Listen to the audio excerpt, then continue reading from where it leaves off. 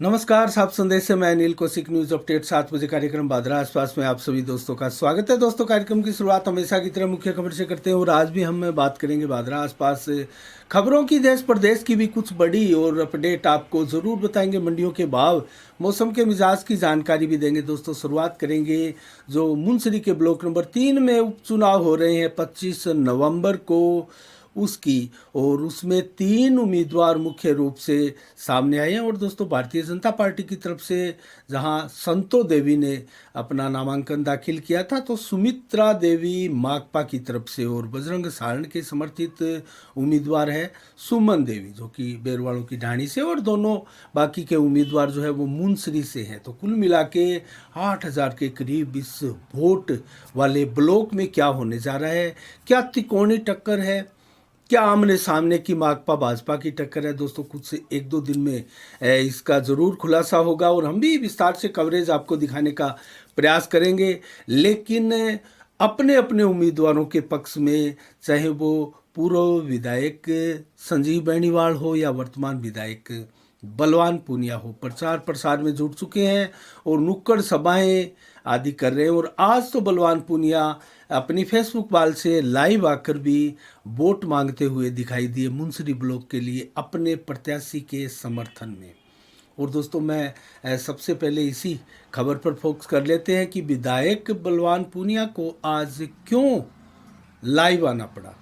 बार बार विधायक लाइव आकर क्या मैसेज देते हैं, क्या संदेश देते हैं। दोस्तों, अवसर था जब सांसद राहुल कसमा बादरा में आए थे, उपखंड कार्यालय के आगे धरना प्रदर्शन था और अपना संबोधन भी देके गए थे, ज्ञापन भी दिया था और उनका बयान भी हमने भी दिखाया था। दोस्तों, उस वीडियो के माध्यम से आप उनका पूरा संबोधन सुन भी सकते हैं। और बीमा क्लेम को लेकर जो टेक्निकल पॉइंट सांसद महोदय ने उस धरना प्रदर्शन के दौरान, सभा के दौरान रखे थे, उसके ऊपर आज बलवान पूनिया बोल रहे थे और बहुत एक प्रकार से नाराज़गी भी जता रहे थे और एक बार फिर बेहुदे आदमी का खिताब दिया और ये भी कहा कि आप इन बेहुदे लोगों के साथ में मत आया करो, ऐसा एमपी साहब को कहा बलवान पूनिया ने।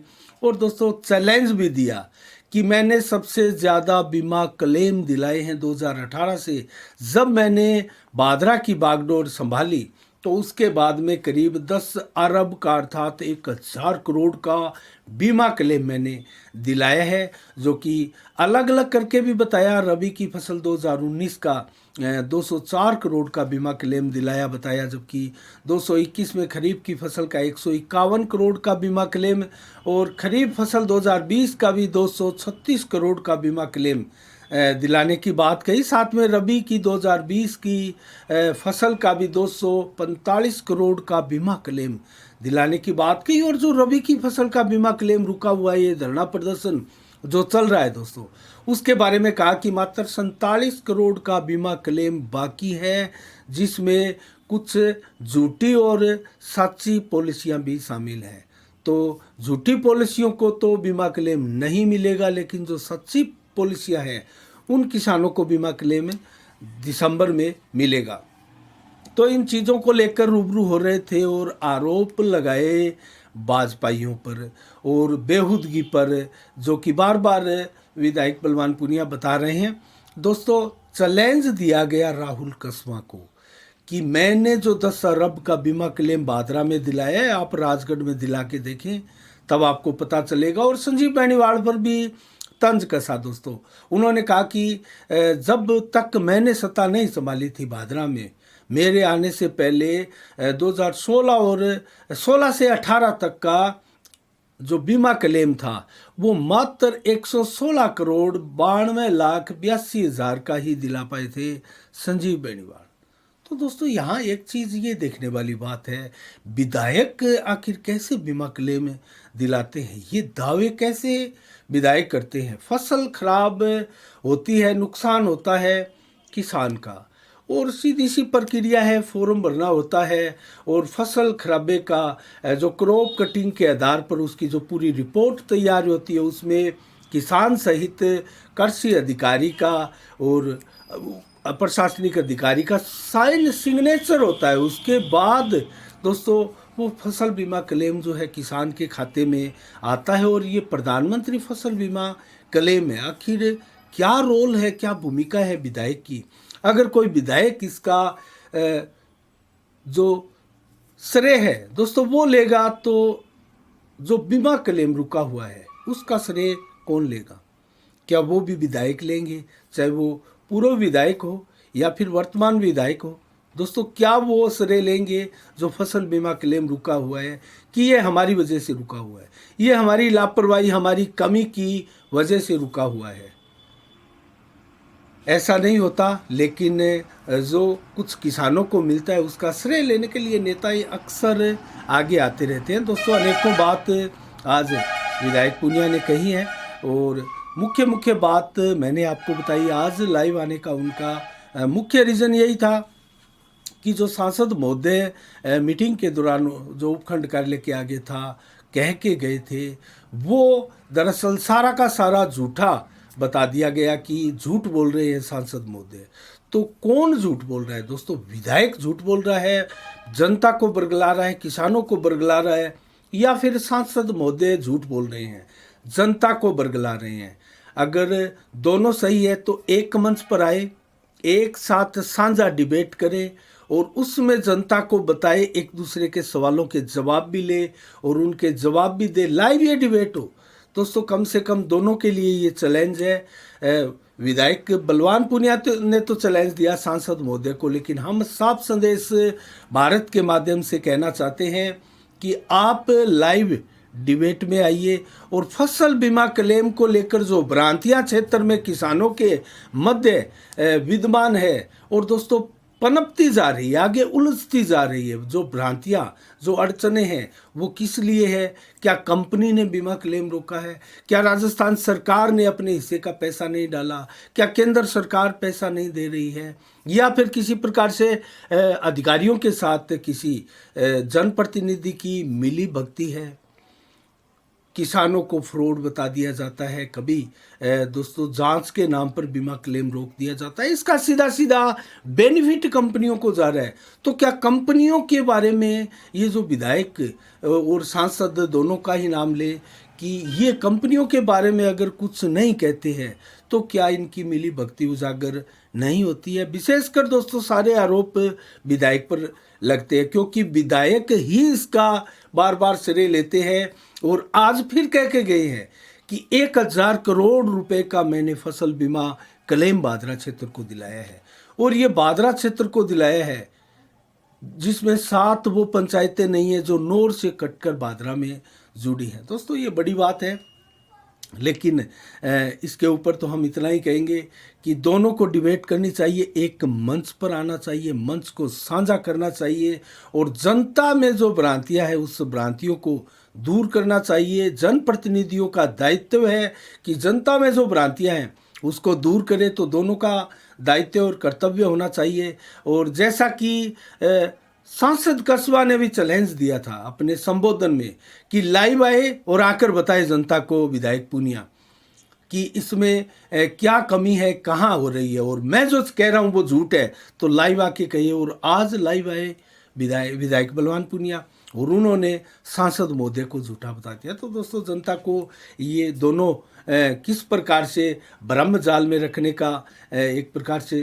प्रयास कर रहे हैं, ये दूर होना चाहिए। इसके अलावा दोस्तों हम बात करें सरदार शहर सीट पर अब लड़ाई जो है वो पेचीदा होने जा रही है। टिकटों का निर्धारण हो चुका है। अशोक पिंचा को भारतीय जनता पार्टी टिकट दे चुकी है। उधर भंवरलाल शर्मा जिनके निधन से खाली हुई है ये सरदार शहर की विधानसभा की सीट, दोस्तों वहाँ से उनके सुपुत्र अनिल शर्मा को कांग्रेस की टिकट दे दी गई है।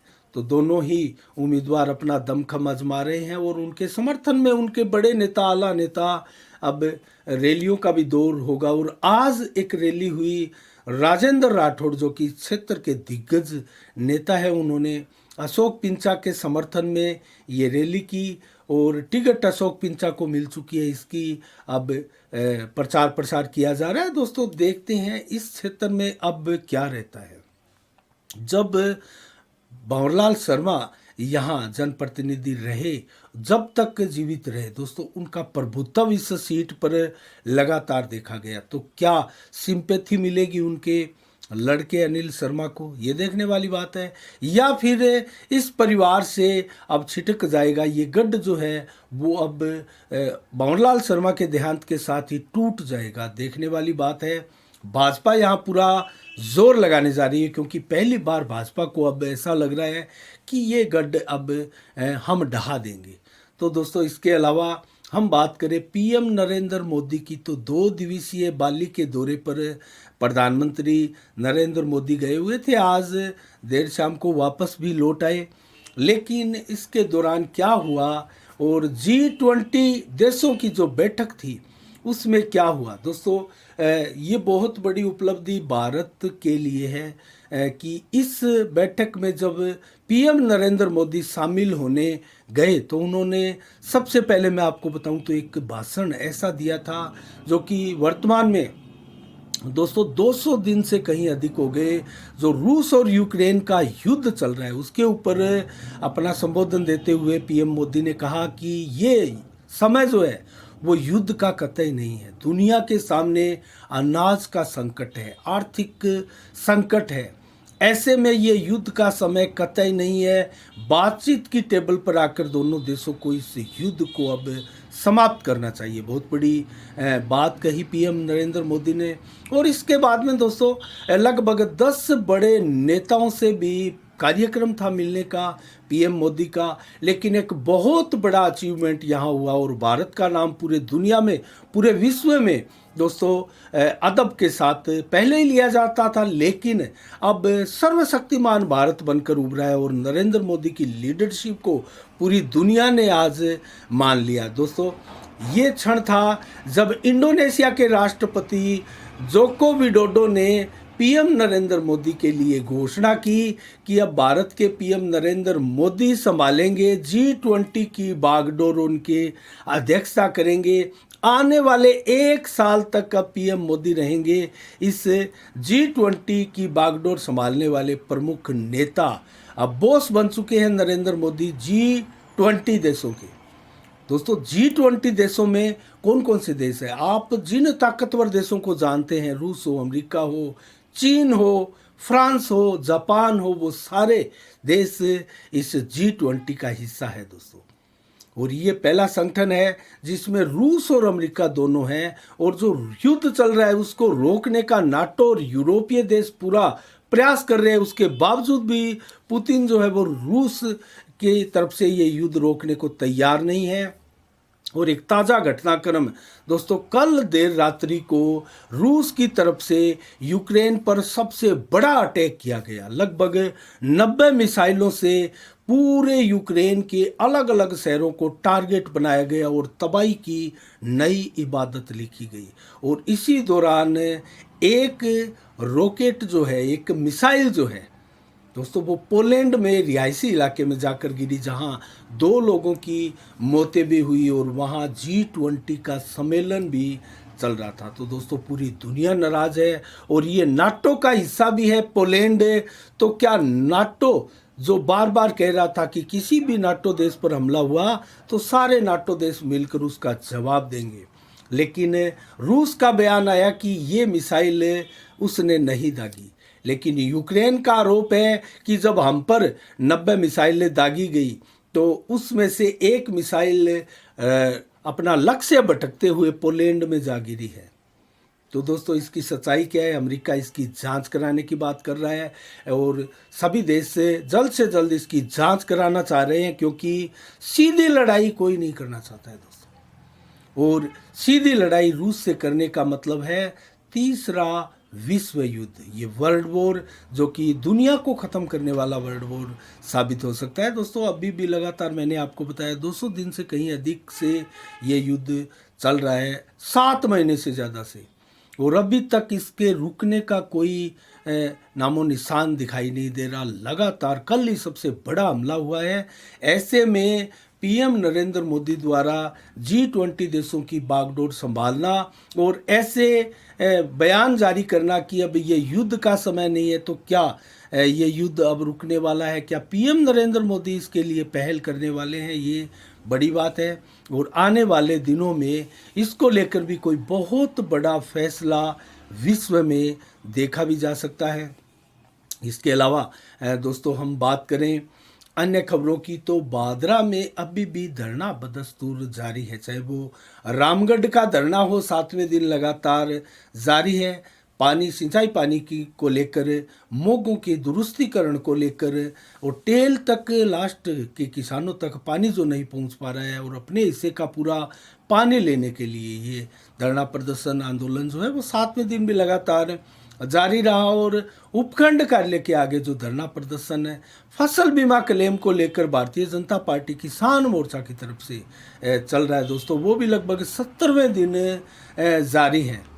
और 17 दिनों से लगातार ये धरना जारी है। प्रशासन अभी भी बात नहीं कर पा रहा है दोस्तों।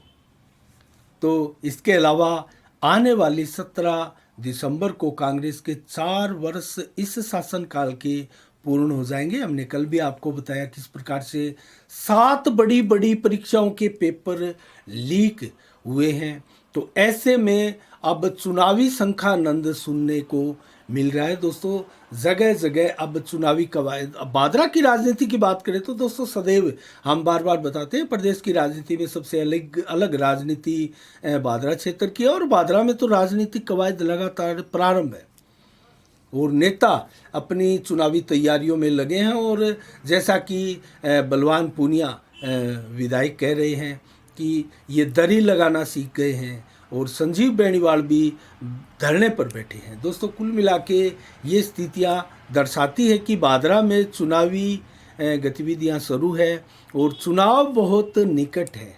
और आने वाले दिनों में ये चीज़ें और ज़्यादा तेज़ होगी, चुनावी घमासान और ज़्यादा तेज़ होगा। लेकिन वर्तमान में 25 नवंबर को जो ब्लॉक का 3 का चुनाव है उसके लिए अब कवायद चल रही है। वहाँ अपने अपने प्रत्याशियों के पक्ष में जनसभा और धरने, जनसभा और नुक्कड़ सभाएं करने का दौर जो है वो लगातार जारी है। इसके अलावा दोस्तों बात करें अन्य खबरों की, तो डेंगू एकाएक बढ़ने लगा है दोस्तों। कारण इसका मौसम हो सकता है, सर्दी जो देरी से आ रही है उस ये कारण भी हो सकता है। अमूमन देखा जाए तो सितंबर अक्टूबर माह में डेंगू का प्रकोप चरम पर होता है और ये नवंबर माह चल रहा है। नवंबर तक तो डेंगू पूर्णतया समाप्त हो जाता है, दोबारा डेंगू का सीजन जो है वो ऑफ हो जाता है। लेकिन अब डेंगू में तेज़ी आ रही है दोस्तों। इसको लेकर तरह तरह के अब सवाल भी उठने लगे हैं। कहीं ना कहीं मौसम भी इसके लिए जिम्मेवार बताए जा रहे हैं और अस्पतालों में डेंगू रोगियों की संख्या एकाएक बढ़ने लगी है। इससे प्लेटलेट्स जैसे तेज़ी के साथ गिरती है, कहीं ना कहीं मरीज की जान को जोखिम हो जाता है। और यही कारण है कि डेंगू के रोगी को लोग घर में सामान्य उपचार दिलाने से डरते हैं और तेजी के साथ जल्दी से तुरंत उनको अस्पताल लेकर जाया जाता है। और ये सही भी है क्योंकि डॉक्टर की, एक चिकित्सक की देख रेख में ही इन बीमारियों का इलाज दोस्तों बहुत बढ़िया तरीके से हो सकता है। इसके अलावा हम बात करें तो आज राष्ट्रीय प्रेस दिवस है और ये राष्ट्रीय प्रेस दिवस जो है 1966 से लगातार भारत में मनाया जा रहा है। और पीसीसीआई का 1966 में गठन हुआ था, उनके गठन के साथ ही ये प्रेस दिवस जो है वो लगातार मनाया जा रहा है। सभी साथी पत्रकारों को प्रेस दिवस की बहुत बहुत बधाई और शुभकामनाएं दोस्तों। इस अवसर पर एक प्रेस क्लब से जुड़ी हुई खबर मैं आपको बताऊं तो फरवरी माह में राजस्थान में पत्रकारों का एक जयपुर में महाअधिवेशन होने जा रहा है दोस्तों। सबसे बड़ा आज तक का अधिवेशन जो है फरवरी माह में होने जा रहा है। IFWJ संगठन के द्वारा ये जो महाअधिवेशन है वो होने जा रहा है। Indian federation of working journalist ये जो संगठन है बहुत बड़ा और पुराना संगठन है दोस्तों, पत्रकारिता क्षेत्र का, पत्रकारों से जुड़ा हुआ। और इसके राजस्थान के प्रदेश अध्यक्ष है उपेंद्र सिंह राठौड़। बहुत शानदार तरीके से बागडोर भी संभाली हुई है और पत्रकारों के हितों के लिए लगातार लड़ाई जारी रखी हुई है और कुशलतापूर्वक हर एक छोटे से छोटे पत्रकार की भी आवाज़ ये बुलंदी के साथ उठाते हैं और यही कारण है कि सबसे लोकप्रिय चेहरे बने हैं उपेंद्र सिंह राठौड़। और बीकानेर संभाग की बागडोर दोस्तों संभाले हैं हनुमानगढ़ जिले के सबसे सर्वाधिक चर्चित चेहरे अनिल जांदू ने।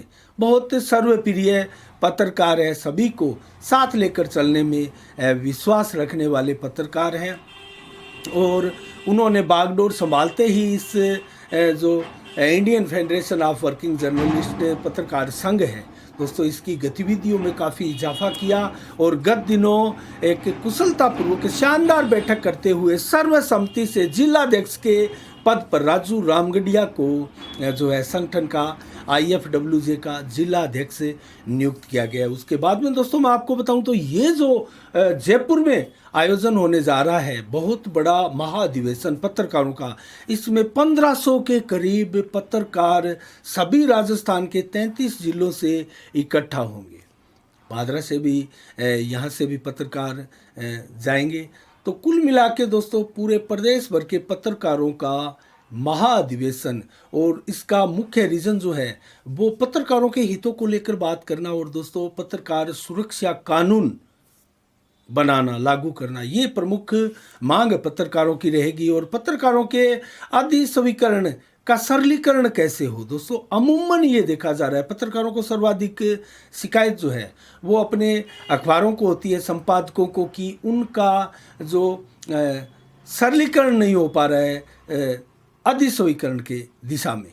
तो इसका भी निस्तारण करने का प्रयास किया जाएगा, इसकी आवाज़ बुलंद की जाएगी। शहर और ग्रामीण सभी पत्रकारों को आवासीय भूखंडों का आवंटन हो, इसको लेकर भी आवाज़ बुलंद की जाएगी। इसके अलावा अनेकों मांगे हैं दोस्तों पत्रकारों से जुड़ी हुई, और पत्रकार एकता बनाए रखने और संगठन को मजबूती प्रदान करने के लिए भी ये अधिवेशन जो है वो होने जा रहा है। और निश्चित रूप से सोशल मीडिया की बढ़ती हुई गतिविधियां और एक प्रकार से बहुत बड़ी चुनौतियों के बीच चर्चा भी संभव है दोस्तों। विस्तार से इसको लेकर भी खुलकर चर्चा की जाएगी।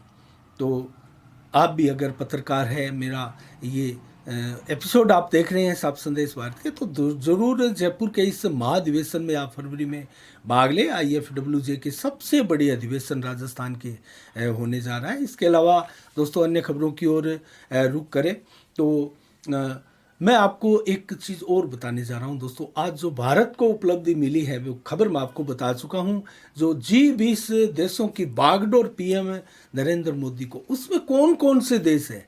अमेरिका, रूस, चीन, मैंने आपको बताया, अर्जेंटीना, ऑस्ट्रेलिया, ब्राज़ील, कनाडा, चीन, फ्रांस, जर्मनी, जापान, मेक्सिको, रूस, सऊदी अरब और दक्षिण अफ्रीका, दक्षिणी कोरिया, तुर्की, यूनाइटेड किंगडम के अलावा यूरोपियन संघ और संयुक्त राज्य अमेरिका। दोस्तों ये देश इस G20 का हिस्सा है और इस संगठन का भारत अब शिरोमोर बना है, बॉस बना है, अध्यक्षता करने जा रहा है और 1 साल तक ये बागडोर अब भारत के ही हाथ में रहने वाली है। इसके अलावा बात करें दोस्तों आज क्या विशेष दिवस है, तो आज दोस्तों प्रेस क्लब, जो प्रेस पत्रकारों का संगठन है, उसका एक प्रकार से राष्ट्रीय प्रेस दिवस के रूप में आज जो मनाया जाता है वो दिन है। और सिनेमा के इतिहास की दिग्गज शख्सियत श्री राम लागू का 1927 को आज ही के दिन जन्म हुआ था। और जल्दी से आपको मंडियों के भाव मैं बताऊं तो रायसी नगर में ग्वार के भाव 5554, मूंग के भाव 6928, नरमा 9100, कपास 9300, सरसों 6435 रुपये प्रति कुंटल, जबकि चना 4440, गेहूँ 2518, बाजरी के भाव 2014 जबकि 2500 रुपये बिका जौ।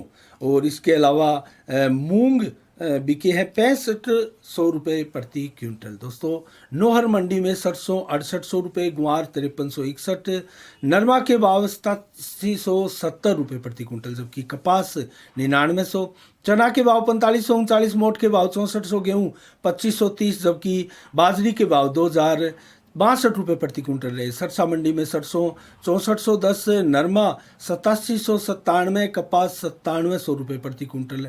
आदमपुर मंडी में नरमा 8875, 676550 और गुआर के भाव 5660 रुपये प्रति क्विंटल बिकी है।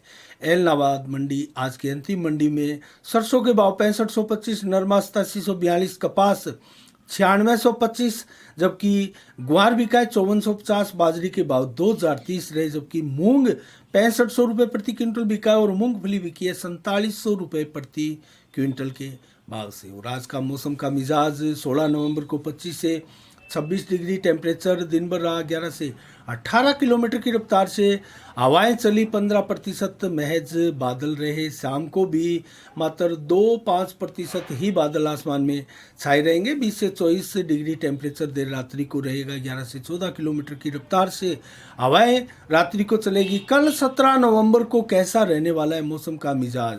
बरसात की चेतावनी बिल्कुल नहीं है, लेकिन हल्की बूंदाबांदी आसपास हो सकती है। 15 से 23 डिग्री टेम्परेचर दिन में, 24 से 26 मैक्सिमम दोपहर को, 20 से 23 डिग्री देर शाम को, और 0 से मात्र 10-15% बादल दिन भर छाए रहेंगे। रात्रि को बिल्कुल आसमान साफ होगा, बादल नहीं होंगे। 16 से 19 डिग्री टेम्परेचर देर रात्रि को 12 बजे, और 11 से 18 किलोमीटर की रफ्तार से चलेगी हवा। और जो हल्के परिवर्तनशील मेघ आपको दिखाई दे रहे हैं, उनसे कहीं कहीं आसपास बूंदाबांदी हो सकती है। बरसात की कहीं कोई चेतावनी मौसम विभाग द्वारा नहीं दी गई है।